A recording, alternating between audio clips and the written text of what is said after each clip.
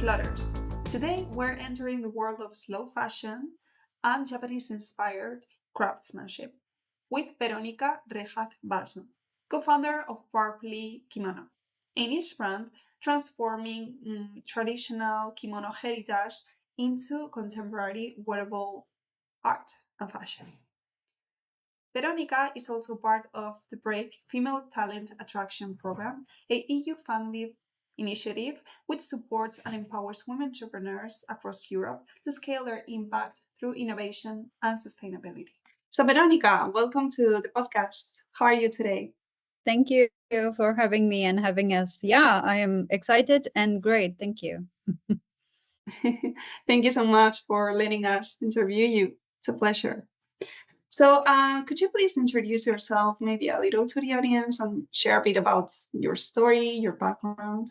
Yeah, sure. So, well, we are two women, mother and daughter, that have decided that fashion can be also done differently, and this is why we have established a brand called PURPLY Kimono.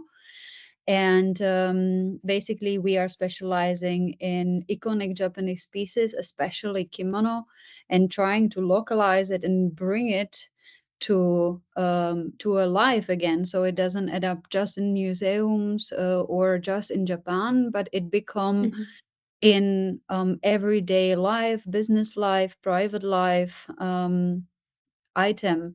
And we have discovered throughout the journey that kimono has so much to offer today's world. So since I think 5 years, we are on this journey. Wow, I love that mother-daughter entrepreneurship. That is lovely. And I've read out there that you come from a family of artisans. So, do you think that has perhaps shaped the soul of your brand? So as I said, we are two.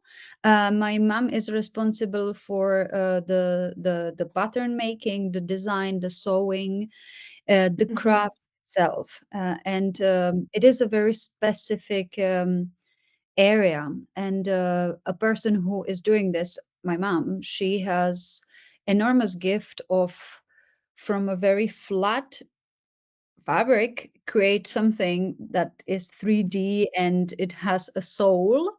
So her energy is being transformed into the garment. Not everyone have this skill set, right? But my mom, she does. And it is correct that this skill set or this possession has been in our family because my mom was learning everything when she was small through experience from our aunt that she had her salon and she was a professional sewer. And also my grandma, my mom's mom, she has been into the knitting business. So this I would say the woman in the fashion business has been always there, and my mom is the one who is able to really create a masterpiece. Whether I have been trained more into the business, so from a business academy to international management to sales, marketing, and I have also have been running the client communication, the invoicing, accounting, and I'm also on top of that a certified fashion stylist for the European environment, and also I'm an expert in when it comes to textiles, so that we are merging basically these skill sets, deepen them, and for the benefit of the customer, for a person who comes to us or come across us and say, hey, I would like to have kimono, either one of the ones that are ready, or more often we create really a tailored masterpiece that is meant to stay with the person for years and years, and that is an imprint of his personality and the way how he or she would like to be received in the world. I would say when he or she puts the kimono on, it is like a new warrior gear. Oh, yeah. Wow, I'm fascinated by all the things you said. It's just Yeah, amazing how, I mean, the different generations from your family are yeah, all together coming and leaving you this legacy of expertise, passion, textile world to just come and maybe fight or present this innovative and sustainable solution to the current fast fashion issues that are going on Earth. So it's just an amazing initiative. yeah. I am the youngest of the woman in the family, I would say, and it has not always been that cool, Mhm. like it has been a job for my aunt, it has been a job for my grandma, and it is also a job and a lot of work for my mom, and also for our sewers that are also older ladies from Czech Republic. So Mhm. that this I because I don't have personally the skill set and 3D imagination, I have this strong, um, I would say, mission to celebrate these women and celebrate the craft and make a change in today's world, because of that, because there is so many women in Czech Republic, but also outside of Czech Republic, that are really doing very difficult, very skilled, very time consuming, very manual work that has a Mhm. lot maybe even to do with some heritage or art, but many times they are not seen or celebrated. So for me, the motivation is also, my gift is, one of them is to be able to talk. So I try to use it as much as I can to remind people and let people be inspired that even like a few women from Czechia doing kimonos can change Mhm. the can change the world. I mean, this is like Mhm. my like mantra. Indeed. I laugh about it Wow. as well, I laugh about it as well, but it's true. So No, yeah, but just seeing your face, seeing you talk about it, and how you are just you are the voice, you are the mouth who is just giving birth to many, many, many years of crafting and textile in your family. And also yeah, just taking the kimono as a symbol of modern identity and sustainability. It just yeah, has this double-sided coin, which brings just a lot of value to nowadays fast-paced world. But yeah. let's talk a bit more about what your brand actually does, more than just the business itself, because Mhm. you celebrate handwork and slow fashion through workshops like PURPLY Workshop, which Mhm. focuses on textile quality but also mindful creation. So could you Yeah. tell us more about this and what happens there, what Yes, participants yeah. do? Yeah. So just quickly, we just in terms what we do at Purpley, we have Mhm. custom kimonos, we have ready-made limited editions in cooperation, and we have also been running Purpley Workshop, as you mentioned, which is basically series of events that are focusing on practical experience of recognizing quality of fabric and craft fashion, so that people can really come and they can feel, they can see, they can learn about fibers and fabrics, because that is the ultimate, I would say, one of the key things, how to recognize good quality, if the good quality match with the price, what is it made of, how it was made, how to take care. And once you have this knowledge, which you learn on the workshop, you are much better to navigate in the overflow of fashion and models and brands. You can just enter, and like a compass, you can see, you can feel, you have the knowledge to choose. So we give you this knowledge, and we let you choose, because I think in fashion everybody has its own time. And it changes.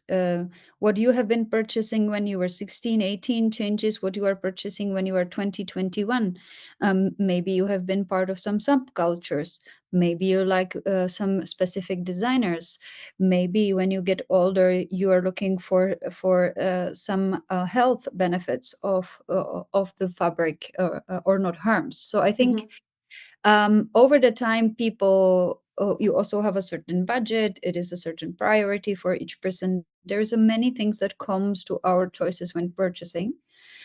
But throughout the workshops, I teach them the basic so that they can better navigate in the world of fibers and then therefore fashion. So we have been running for 2 years. It has been part of, I think, five cities, and we had over 180 participants, mainly in Czechia. There has been 20 brands and corporations involved. We had also very special cooperations like a gallery in Brno, which is here like a national gallery in Brno, which is specializing on fashion and textile. They have showed us archives and stuff like that. So we have been very, very successful, I would say, in this area. So this is the Purpley workshop that we are still running, and we are definitely looking for expanding. So if there is a opportunity to do it and cooperate or co-create something in this area, I would invite the people to get in touch, and no problem. I can jump on the plane, I can jump on the bus, and definitely I would be happy to come and run one of the workshops anywhere in the world or Europe. It's fine. Oh yeah, but this goes way far beyond what I thought these workshops were, because you're starting to partner with other brands, or even, as you said, you went to museums and went to archives, so you're digging into the core and roots of what's the story of this symbol here. So it's great. Yeah, because it started from our own need. Like we needed to start to buy fabrics and offer fabrics to our clients, and we started to search for some practical experience and some coherent knowledge. But unfortunately, there was only like bits and pieces here and there, and there's a lot of confusion. What is cellulose, what is viscose, what is stencil, and people are completely lost. And is it good because it is made of membrane or without membrane? And people are really like very confused. uh like, is it actually good? Is it good for me? Is it good for the environment? Is it worth the price? And this basically, we wanted to make it clear, and we wanted to start like passing what we have not just learned, but what we have also experienced. So it's and on top, the Japanese ateliers, the original ones in Japan, there was always a mission of the kimono ateliers to spread the craft and support the network. It was never just the atelier. It was many people involved, artists, fabric makers, people who are doing the embroideries, and so on, and components and everything. So it is basically in line with the mission, what we have. Yes. Yeah, thank you, Veronika, for the purpose you're putting into this Powerfully initiative, and it feels like you're also teaching us, because now we're starting to comprehend um, all the background behind this kimono. So Yes. yeah, it's just fascinating, and I also love that in these fast fashion trends that we have, because you were saying trends always die somehow. Well, they return maybe decades after, but they are never perpetual. I feel like this kimono, you were saying, once the participants at your workshops gain insights, they'll start seeing this as maybe their own self or people working on that piece of clothing. Yeah, definitely. And as you said, kimono in its history, it has a lot of heritage. It has a lot of depth. It has been here for centuries, for thousands. It has been here for the poor ones. It has been here for the powerful ones, as a symbol of the ultimate art piece, even like a personal symbol. And it has so much to offer today's world, not only from this historical perspective, but also from the sustainability perspective. Kimono doesn't follow the standard confectional sizes like XS, S, M, L, XL. It is wrapping, so it is somehow adjustable to the body of a wearer, so it grows and adjusts if we put or lose up weight. There is also this aspect that the cut of a traditional kimono has very little leftovers of the fabric. Almost 100% of the fabric is used and utilized. It has been also hand stitched. We also hand stitch some of our details to show really that it was touched by a hand. And it's also because once there's some issue with the fabric or it's already been worn, it is easier to take it apart and still utilize the pieces of the remaining parts and co-create or basically upcycle the individual parts into another product or into another lining. And really, like, there is also techniques of how to make a new garment from the old, like sashiko, which is a very specific type of embroidery. And really, like, the thing is, Purpley is not here to invent it. We are basically just looking into a history. We try to understand it, interpret it, and bring it to life. So it has a lot of depth compared to, I would say, other brands. We are really celebrating a lot of the aspects, and it is only possible because of the specific piece of garment like kimono is. It is really, for us, it is really like inspiring, and it has so much depth. And I want the people to know, I want the people to see, I want the people to try. And if they like, good. If not, that's also good. But I mean, as you said in the beginning, I am here to speak and show. So this is like the ultimate mission. Yeah, please. Here's your platform as well. And I'm sure that many innovators in the audience are just going to be shocked because we've just learned that kimono is more than a clothing. It's a statement. It's body positive. It has this upcycling part to it, and it's an investment. So Yes. yeah. Yeah. Yeah, definitely. It is, it is investment because it reflects the person. And this is something that we also every time when we have a client, we work, me and my mom. My mom from the perspective of the construction and what the person basically needs and changes of the cut and stuff like that. I work for the fabric. I work also get to know the personality and the person, the color palette, how he or she would like to look. It is so much personal. It can be so much personalized. So it is like a jewelry, like something like which really speaks to you. It doesn't have to speak to thousands. It can speak to you.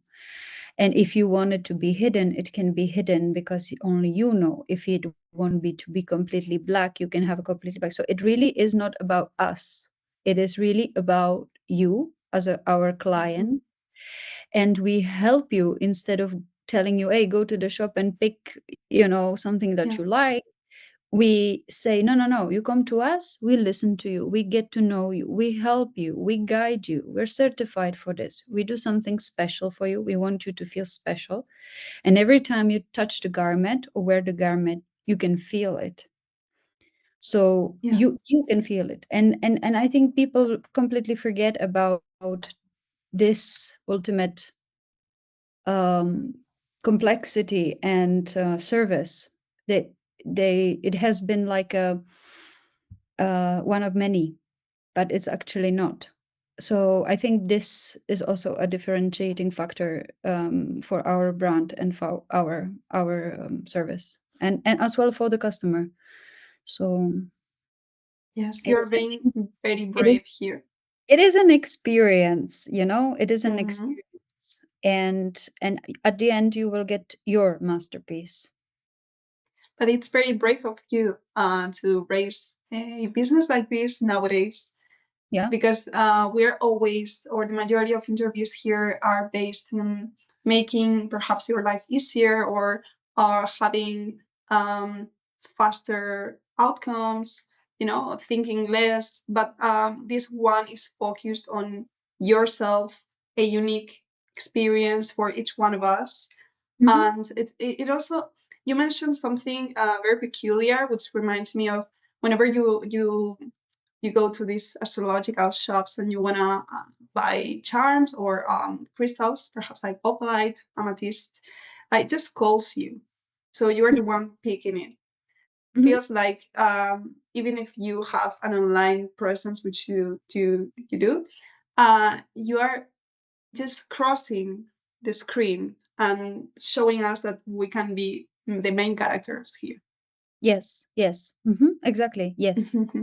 Uh, All right. mm, it is a great skill set. I people, for just briefly, it's like the one of the biggest satisfaction we get is that our customer looks in the mirror and he look at him and he loves what he see or she see. This is one of the most powerful satisfaction for our business. Of course, there is a cost to be involved too, but to see a Mhm. person who is happy how he or she looks in it because it reflects how he or she wants to see herself or how he or she wants to be seen by the world. It is absolutely priceless, and there are not so many brands out there that can do it today. Absolutely. And Veronica, do you see artisanal brands like yours as the future of fashion? Yes, yes. I just briefly coming looking at the market. The market is really changing now. Everybody knows about it. You can see there is a luxury segment that is decreasing a bit. There is, of course, the mainstream that is completely flooded and that is now transforming into the secondhand business and upcycles and businesses twisted and around this. For that, it comes also the legislation. But I see something in the small brands like us that are more lifestyle subculture brands that are independent and they produce in a smaller quantities and they provide something unique or special. And I believe that this is a stream. I even know by data it should grow around 20-23% by 2030. And I don't think many people this niche segment somehow register in the fashion. But I can I have a crystal ball, so I have the hair and I have the crystal ball. So I think this is very underestimated segment, and I'm happy to. It's not easy, but it's not easy definitely. But I definitely think it's worth it, and it will show in a longer time period. Indeed, if you stay with this confidence and also work on the visibility part of it, you fight against the currents. It'll somehow have its place, and you'll have many interested stakeholders, I'm sure. So, I Veronica, you Mhm, recently took part in the Break Female Talent mhm. Attraction Program, which gathers Yep. thousands of women entrepreneurs across Europe to boost their skills and visibility. So, how did you first hear about the Break, and what made you apply? Yeah. So actually, it was one of the ladies from the break come across our profile on LinkedIn, and she wrote us, we are interesting, and that this program is running. So actually, I thought originally this is a scam. I didn't know, so I was like, Yeah, ignore okay. it. No, but I was like, what is this? What? And then so we Mhm. get to talk, and I understood that this is a great opportunity. And I think there's, never underestimate something like making good profile, good presentation, have a chat, don't judge immediately something which you don't know. Spend the extra effort and time in discovering, because it can bring a lot to the business, as well as to me personally. Yeah. So I came Yeah. across break like this. So, I mean, you never know how the universe is gonna give you the next Yeah. opportunity in the next door, and in Mhm. your case was in a form of a LinkedIn DM. But Mhm. what aspects of the program for you you would say had the biggest impact on your business journey? Maybe mentoring or networking? Yeah. So I think now I'm in a position to actually evaluate, because it's been some time, and there were Mm-hmm. few.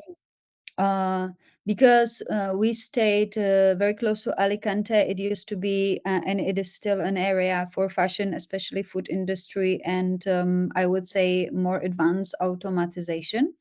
So for me personally, and for our business, it's important to make these contacts and see these running. That was definitely one aspect. The second aspect is the way how break was organized and our host was taking care, and what environment have been created for us. It was absolutely unbelievable. Unbelievable. We felt like rock stars, and yeah, really. And even the mayor of the city was saying hello to us, and it Ooh. creates this beautiful, yeah, beautiful environment where you naturally want to give back, and where you feel heard, seen, and it is a very good example of a working community. So I would say that is the second one, and third is really being able to meet people from my cohort, but also like the ladies that I stayed accommodated with. They get to know them very personally, because even now we are still in contact, and we are cooperating also on a business level, like two fashion brands making one photo shoot, or having advice on the e-passports, or being able to talk about Indian craft and fashion, and so on. And so this is something that has been but not been possible. And on top of that, almost every city you enter, there's somebody from the break that you can connect and talk to, and it is really like not being alone in the world, I would say. So it has also this effect that whenever you want something, need something, care for something, you want to share something, you have allies in Europe, or even like um some of them origin, they live in Europe, but their origin is coming from a different countries. So, and it's still there even after so many years. So I would say that it has been really a great opportunity for the business itself, for the connections, but for the friendship, and from really experience something special. I have never ever had an experience like this before. So I was very fortunate, and we have been very fortunate to be part of the break. Mhm. Those are very strong words, and obviously you are, and any women entrepreneur out there, it's worthy of that. But you're right, like it's 1,000 women entrepreneurs across Europe.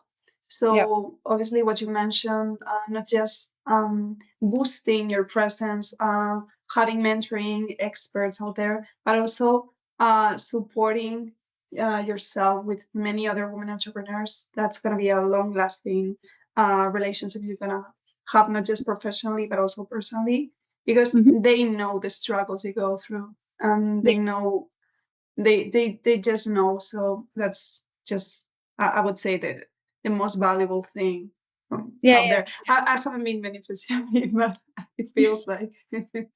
Yeah. I mean, yeah, for definitely, there is a personal side of this as well. You meet people who are to you in the beginning strangers, for sure, and everybody has a story, everybody has a background, everybody has a business, and everybody open up, and it is a safe place to speak. And I don't think it is, it's nice, it's really nice, and you are leaving with something like, oh, okay, so she's here, I was there, yeah, I can get there.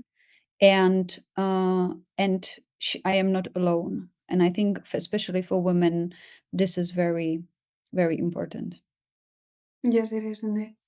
Mhm, Because unluckily, well, more and more we're working on it, but there's not a huge presence out there or references of women entrepreneurship throughout mhm, history, but just mhm, now. mhm, So it's awesome having these programs just right mhm, now, mhm, because I mean, it's very enriching.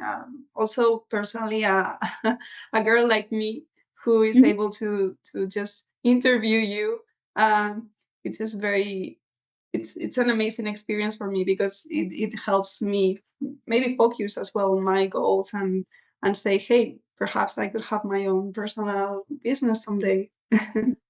Thank you. Yeah, definitely do it. All right, Veronica, and, would you say this experience you said already, but changed the way maybe you see yourself as a leader or creative entrepreneur? Mm, I think when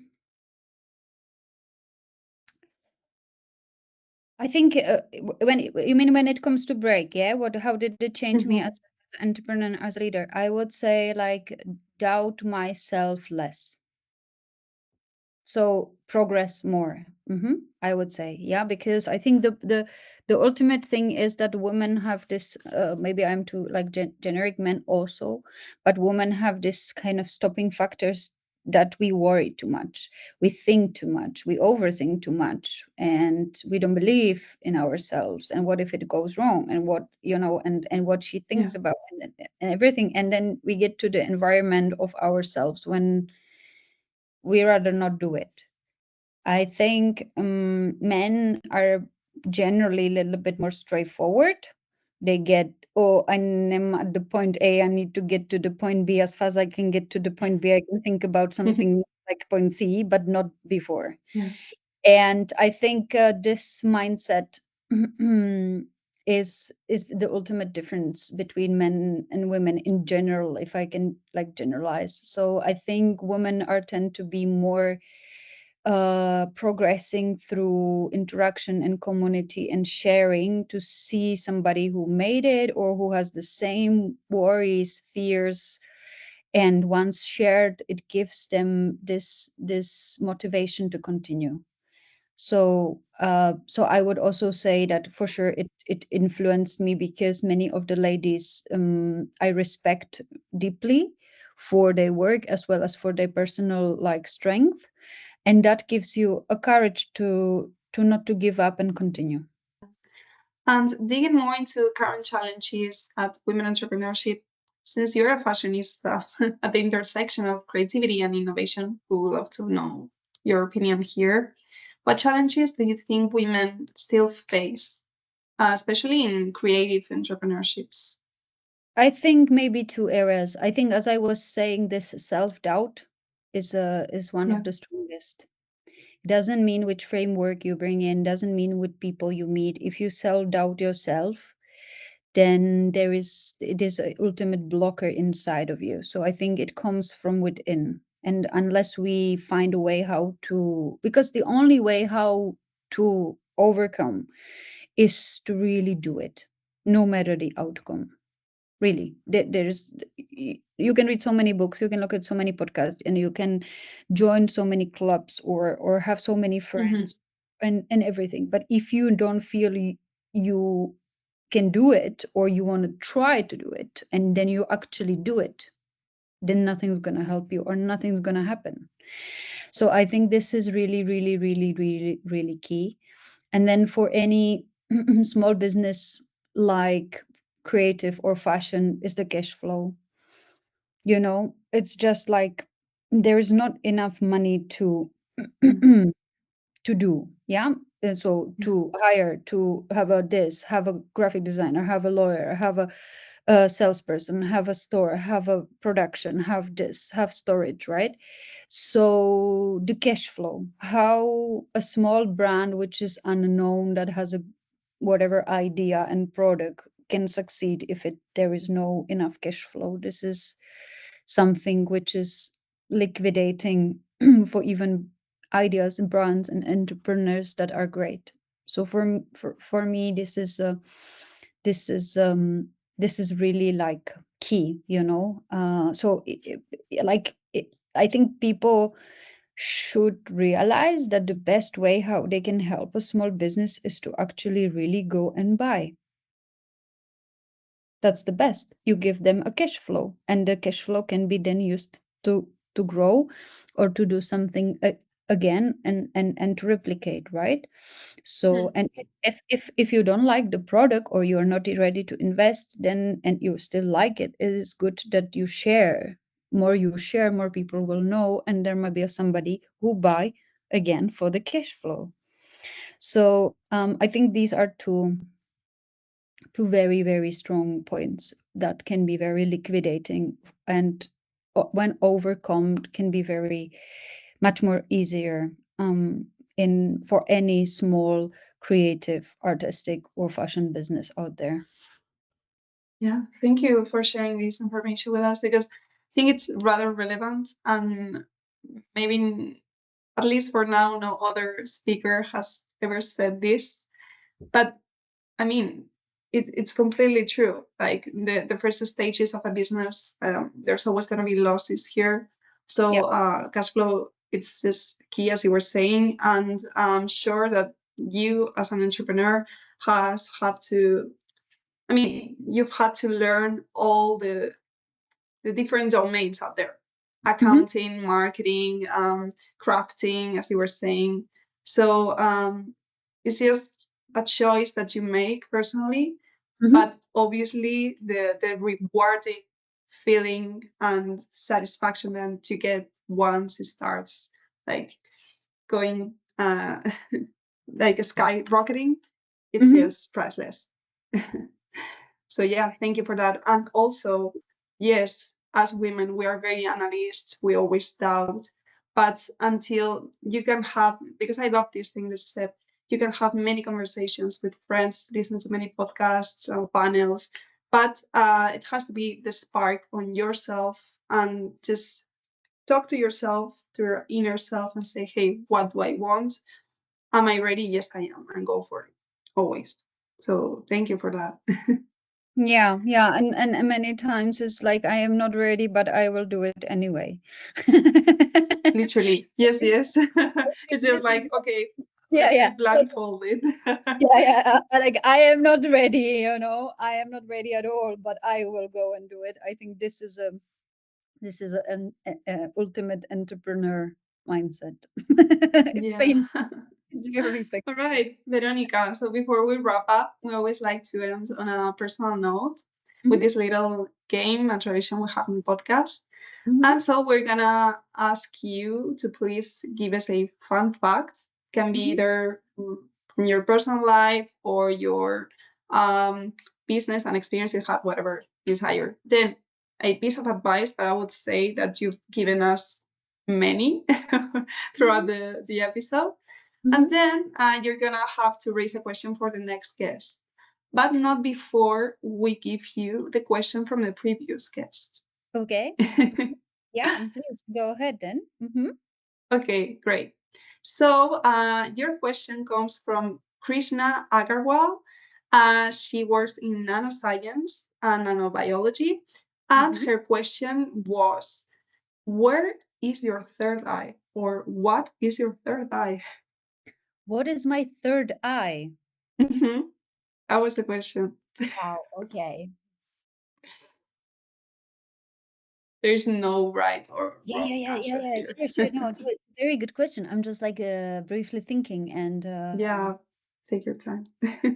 um, I would say that I am a person who um who is motivated by trying. And so I would say my third eye is more like if I wouldn't be trying and I wouldn't be so active, I could not live. It is such an integral part. But at the very bottom, I know that I am safe. I'm safe. I'm safe. So I think uh, I am just try to be disattached a lot from the positions and a lot of different things, so that it is the ultimate third eye is, I would say, that even if I would be completely alone in this world without no help from others, I know I can make it. I know I would find a way because I'm willing to try and fail, and I am not afraid to hit the bottom. So maybe this could be like a like a third eye to me. And on top, I have a lot of jewelry amulets that represent this Mhm. from specific people. There I have amulets linked to a specific people. They remind me this power of and their presence. So so this is something that I use for myself. But just like to make it like a little bit lighter, I would say the fun fact. I was thinking about fun fact, and the fun fact is Yeah.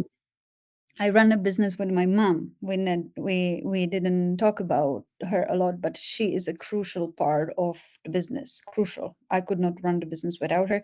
She could also not or hardly run the business without me. And she is really not seen so much, but she is extremely important for everything that we do, even though she has a silent voice.